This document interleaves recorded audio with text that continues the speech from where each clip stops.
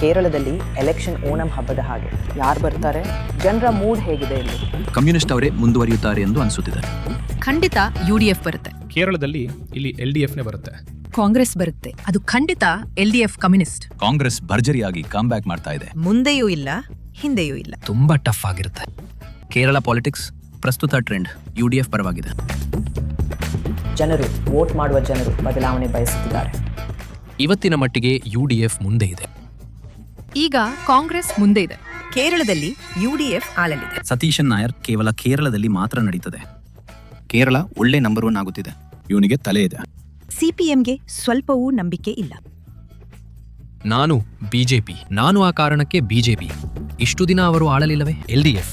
ನಂತರ BJP ಸ್ವಲ್ಪ ಕಾಲ ಆಳಲಿ. ಪ್ರಸ್ತುತ ತಿರುವನಂತಪುರಂ ಕಾರ್ಪೊರೇಷನ್ ಅದರ ನೇತೃತ್ವವನ್ನ BJP ವಹಿಸಿತ್ತು ಮತ್ತು ಕಳೆದ 25 ವರ್ಷಗಳಿಗಿಂತಲೂ ಅವರು ಅನೇಕ ಬದಲಾವಣೆಗಳನ್ನು ತಂದಿದ್ದಾರೆ ಎಂದು ನಾನು ಭಾವಿಸುತ್ತೇನೆ. ನಾನು BJP.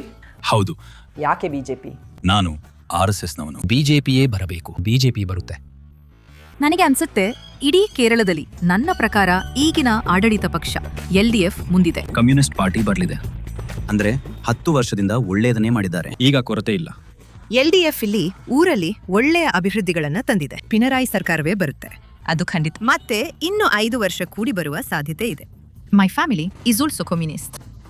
So I vote for communist. ಒಂದು 85 ಸೀಟು ಹಿಡಿದು LDF ಅಧಿಕಾರಕ್ಕೆ ಬರುತ್ತೆ ಅನ್ನೋ ನಂಬಿಕೆಯಲ್ಲೇ ನಾವು ಈಗಲೂ ಮುಂದೆ ಸಾಗುತ್ತಿದ್ವಿ. ಈಗ ಈ ಕಮ್ಯುನಿಸ್ಟ್ ಬರಲೇಬೇಕು. ಗವರ್ಮೆಂಟ್ ಹೇಗಿದೆ ಅಂತ ಕೇಳಿದ್ರೆ ಗವರ್ಮೆಂಟ್ ಚೆನ್ನಾಗಿದೆ. ನಾವೇ ಕೆಟ್ಟದಾಗಿ ಹೋಗ್ತಾ ಇದ್ದೀವಿ. ಯಾರು ಬಂದರೂ ಸಮಸ್ಯೆ ಇಲ್ಲ. ನಮಗೆ ಒಂದು ಒಳ್ಳೆ ಸರ್ಕಾರ ಬೇಕು. ಹಾಗಾಗಿ ನಾವು ಒಬ್ಬ ವ್ಯಕ್ತಿಯನ್ನ ಆಯ್ಕೆ ಮಾಡಲು ನಿರ್ಧರಿಸಿದೆವು.